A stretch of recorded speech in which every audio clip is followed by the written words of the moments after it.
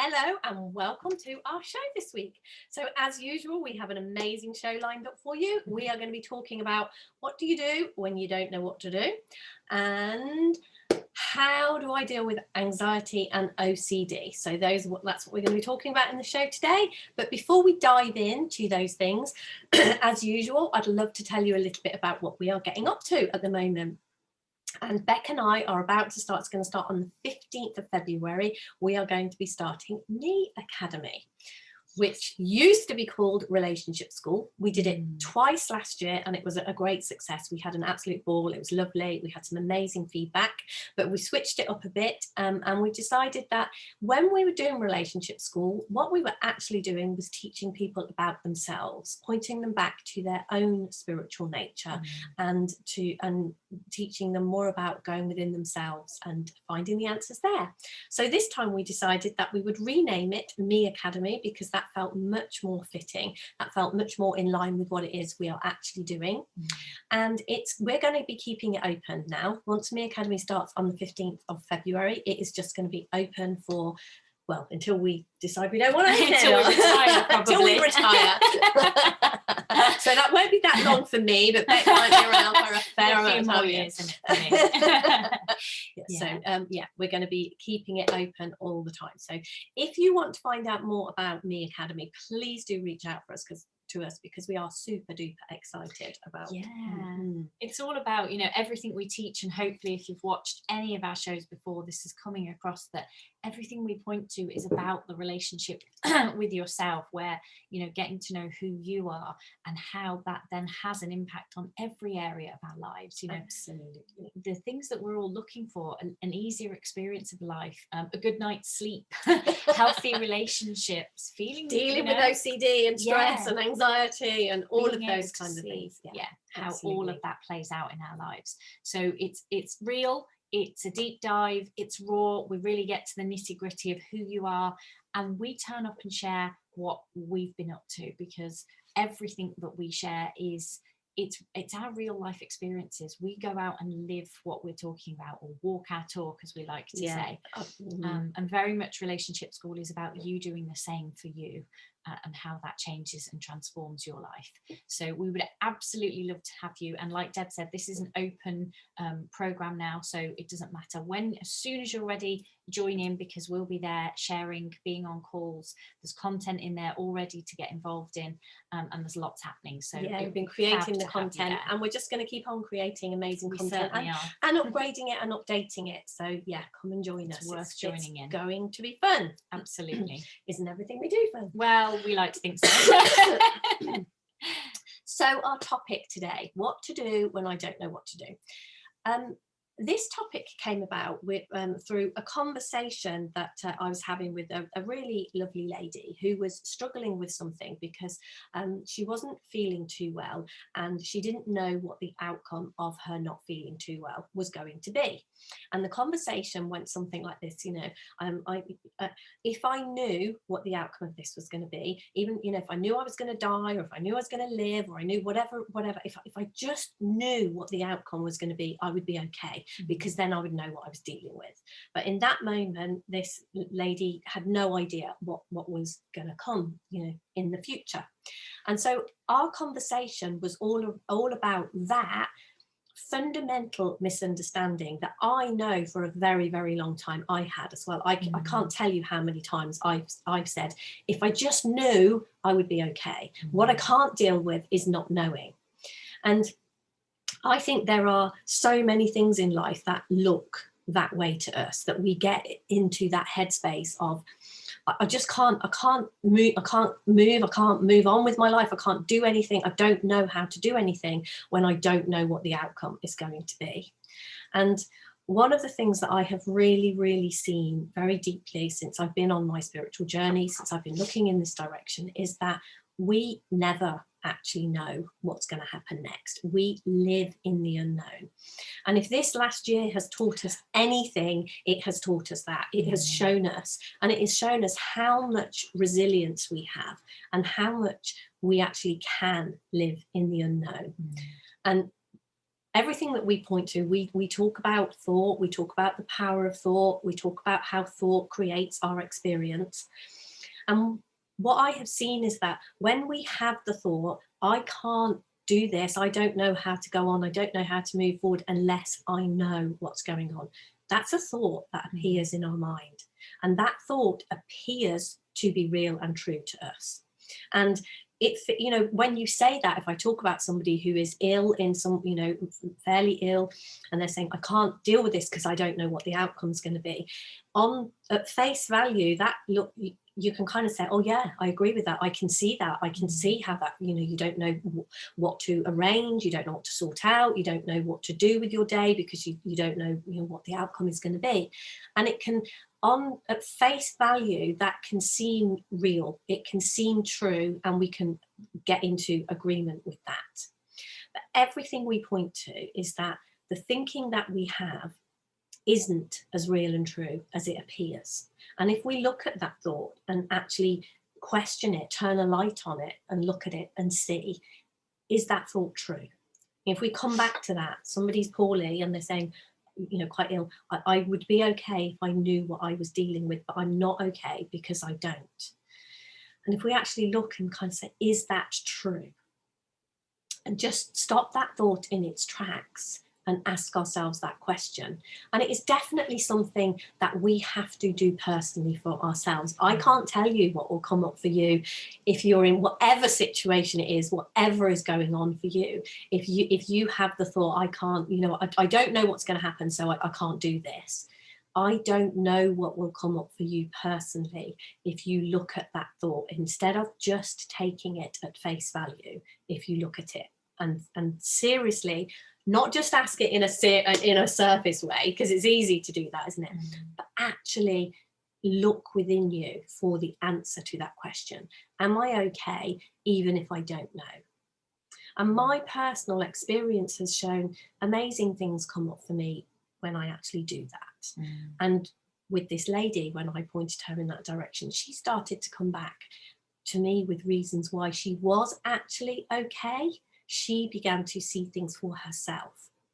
And things really change, and our lives really change, and we really get traction with ourselves when we get those results going deeply within ourselves. So I don't know what I really I'm going to throw this out there, because as you just said that about the really deeply looking within yourself for the answer.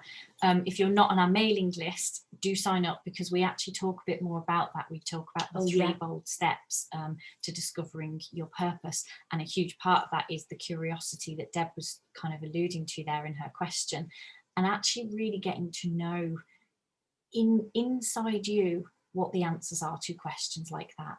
I can't urge you enough to do that within yourself, because what we share is what we have found to be helpful and is our experience.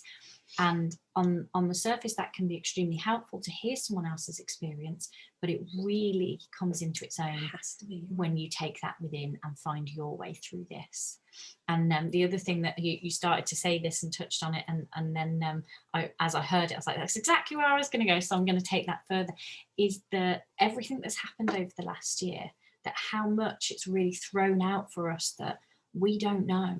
We don't live in a known space. And I was having a conversation with a lady just yesterday about, for her personally, how much the pandemic and being in lockdown and all the different rule changes and restrictions has highlighted for her that she can live in that space, that she can live in a space of just now and here and being present. And I think the statement that she kind of made was, this pandemic has shown her that we need to shake things up in life, that we've gotten a little bit complacent with. We know what's coming. We know that we can do this. We know how life works.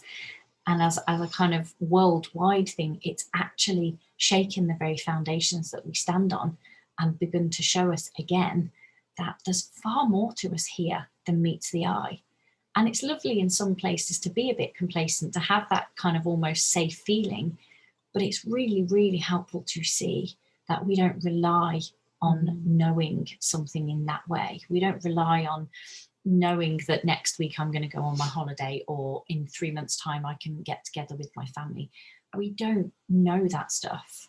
And we can get very caught in thinking that we do and believing that that's where our okayness comes from. And I think this last year, and you know, for everyone's had their different experiences of it, but what I think all of us have had some experience of is thinking that we know what's going to happen next week, next month, in the next 6 months, and it hasn't come about. And yet here we still are, aren't we? We're still here being human and doing the things that we do, turning up, creating YouTube shows, living our lives. And the more that we live from this present moment and less of the, I must know what happens in the future, the lighter it becomes. You know, that's what we're designed for. And I know for me, one of the things I can kind of literally watch myself almost kind of go over here to the future and what should happen and what I think should happen, back here to the present moment. And this is the bit that's comfortable. This is the bit I'm designed for.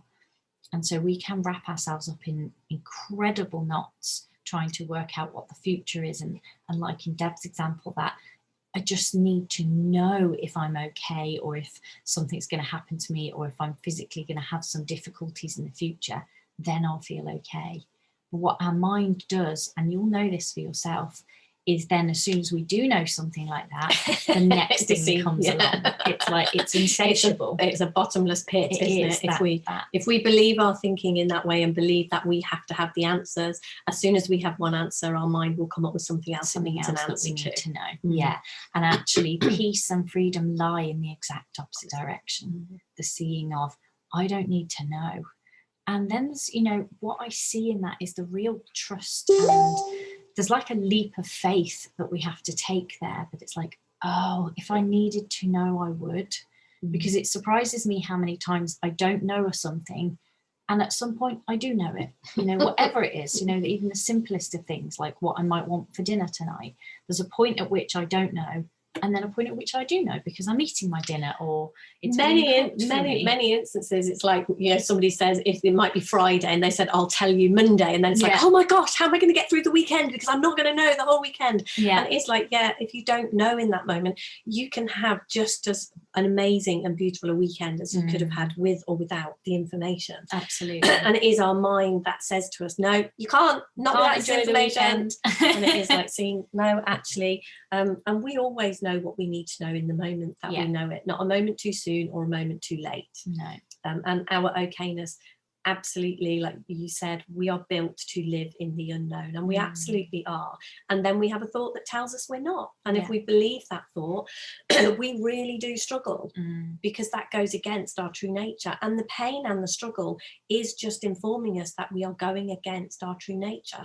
And as soon as we realign with our true nature, we thrive again. So look in the opposite direction in whatever way you can do that. Look to see that your okayness is intact, whether you know or don't know. That is the internal thing, isn't it? That's what we are looking towards. So, and when you said about being on the mailing list, if you are on our mailing list and have been on it for some time, so you didn't get those videos, then please just let us know, comment, or get in touch with us in some way, and we will make sure that you get those videos, because we would hate you to miss out. So I think we will move on to our question. So that is, how do I deal with anxiety and OCD? So this is a really interesting one, isn't it? Because I don't think that there is a person on this planet who doesn't get some form of anxiety. I think all of us can get anxious at times.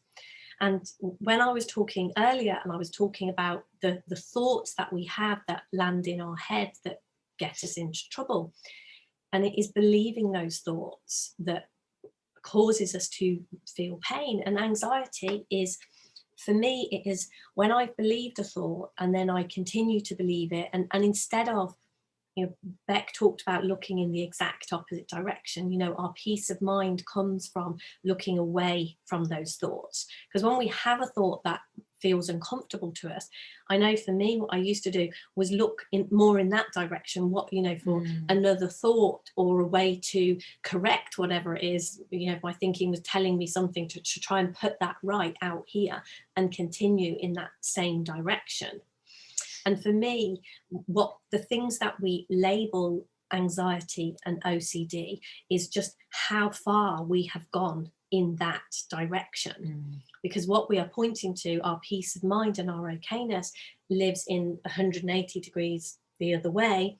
And the further we go in the wrong direction, if you like, for want of a better way of saying it, the further we go down that path, the more painful it gets. And then our little thoughts of anxiety become gripping anxiety that disrupts our life.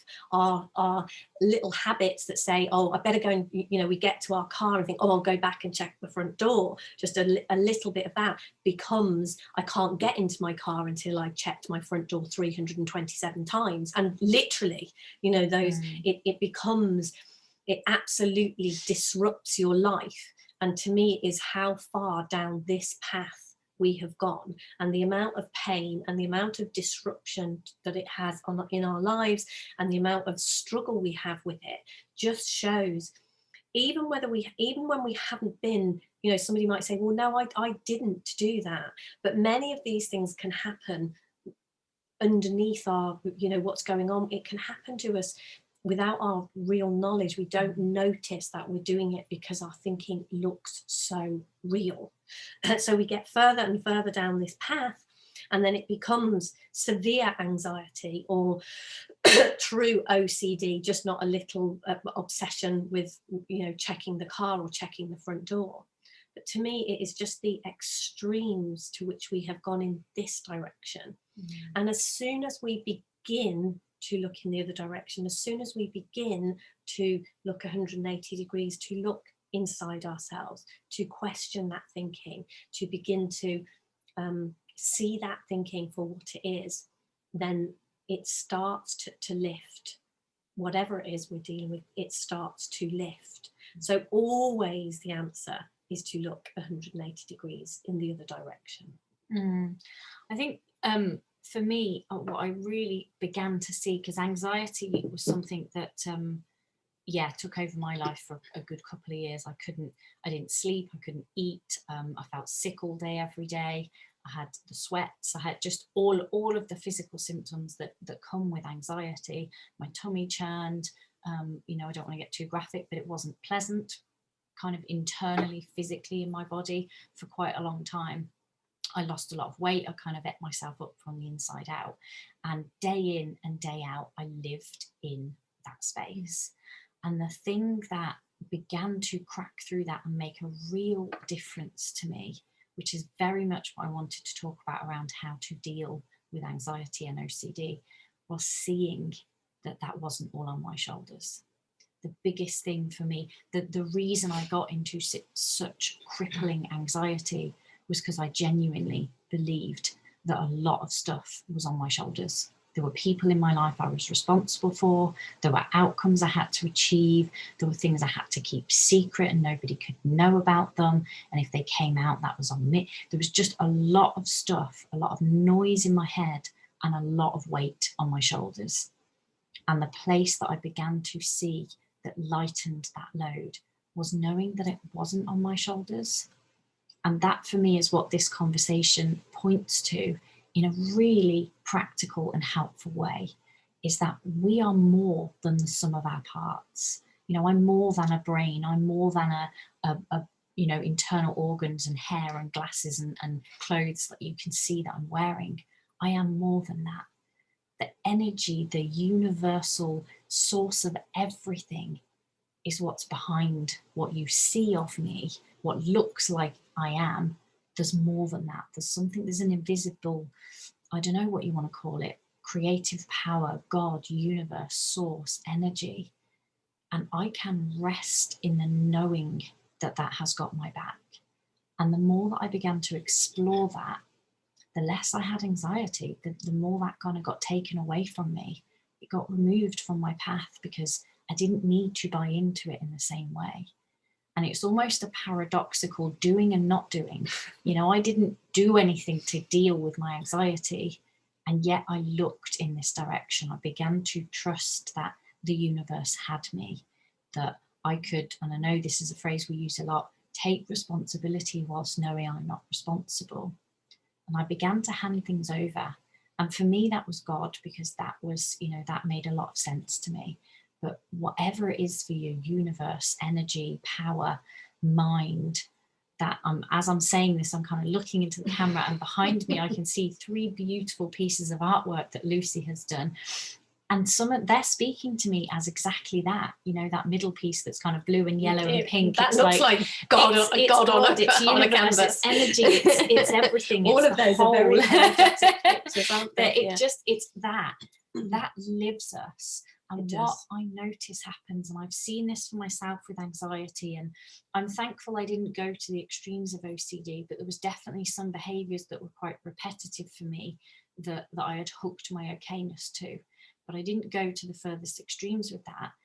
But either way, it's the same kind of spectrum, isn't it? It just goes further and further off the screen. My hands disappear because that's how far we take this when we think it is on us. Yeah. And for me, the invitation here is to begin to look, to see where it isn't, and hand that over in your way, to talk to God, to ask the universe, to look for the energy and speak to that. I can't handle this anymore. This is too much for my shoulders. Give me some space, take it away, do what needs to be done, and trust that whatever happens through you is being done for you. And that was huge for me. Like, it's being done to me versus the feel of it's being done for me. And it took me a while to get my head around, why would 2 years of anxiety be done for me? How can that serve me? And that's got to be your personal exploration. But absolutely, there is more here than what we get ourselves caught in, the noise that we get caught up in. There's an energy and a beauty to life that you can rest into. And for me, it is never about me saying, you need to deal with it this way. Here's my, here's my tips or my guidance on. It's you finding God, the universe in you, and looking to that. Because that's where the power lies. Not in me, not in you, not in the noise we have in our heads, but in the greater energy that lives us, for us. And seeing what's there for you, because I know there will be something if you're prepared to turn up with an open mind and open heart. There is something there for you in this, if anxiety or OCD is something that pains you and you suffer with. I know sometimes when we touch on these subjects, it can be really, really easy, especially if we are in the extremes of these things. I've had my moments in life when it has looked really, really black and dark, and as if what I'm going through, when people talk about, I was in a domestic abusive relationship, and people would talk about it, and I'd think, yeah, but you haven't got a clue. You don't know what went on for me. And I hope, if there is anybody listening to this and we're in a space of, yeah, but my anxiety is a million times worse than what you were describing, Beck, and my OCD or whatever. And I'm not saying that isn't even true. I'm not saying, no, it isn't true. And this isn't a competition of who had this worse or any of that kind of thing. But what this is it's really, really easy. One of the things, when we talked about going in a different direction, if you notice you're thinking, going towards the place, yeah, but I'm different, mine is worse, I'm talking about something else, then what you're thinking is doing is separating you a little bit further. And what we're pointing to is, if we go in the other direction and begin to look to places where we are the same, that is the 180 degrees different. That is the direction that Beck began to look in when she started feeling better. That was the direction I began to look in when I started to feel better. And it can be really easy to fight to keep things we don't even want. I know I did that for a long, long time. And it is I think it takes courage and bravery. One of the things you must have heard us talking about before, if you've ever been on one of our shows, was the warrior's journey. That I wrote the warrior's journey because it was more or less my story of how I had pulled myself out of the place that I was in. And I know Beck did the warrior's journey, and it had a huge impact on her. And basically it was saying, when our mind says to us, yeah, but I'm different, mine was much worse, mine is something, and I'm not even saying that isn't true to some degree. But if we choose to keep that thought, then we are keeping ourselves trapped. If we question even that thought and have the courage and the bravery to look in the direction that we are speaking of with love and compassion and an invitation, then, like Beck said, there will be something there for you if you look. And trust me, both of us know how much courage that takes. And both of us have definitely been in the place of, yeah, but what happens? No, I'm different. Sorry, no, mine, you don't know what it's like for me. I know I have had that thought and that feeling. And I'm pretty certain that Beck has too, from the conversations we've had. So this is, it does take courage sometimes to look there. And I hope from, if you know us at all, like if you're ever on our shows, I hope you know that we are coming from a place of love and compassion when we invite you to look in this direction. So yeah, and I think we often say this at the end of the show, so I'll reiterate it. If anything we've talked about has brought something up for you, please do reach out, because that's why we're here. Very accessible. Facebook, you can comment below the video, you can get us on our email, daretobeyou@gmx.co.uk. We're always happy to hear from you if the stuff that our website has got a contact form or anything. Yes, there's lots of ways to do that, to be in touch. So we will be back fairly soon with a short video series called Back to Basics, which will be here on our YouTube channel. So keep your eyes peeled for that. And like we said, we've mentioned the Facebook group, that's Dare to Be You with a purple heart. You can join our mailing list if you visit our website, daretobeyou.co.uk.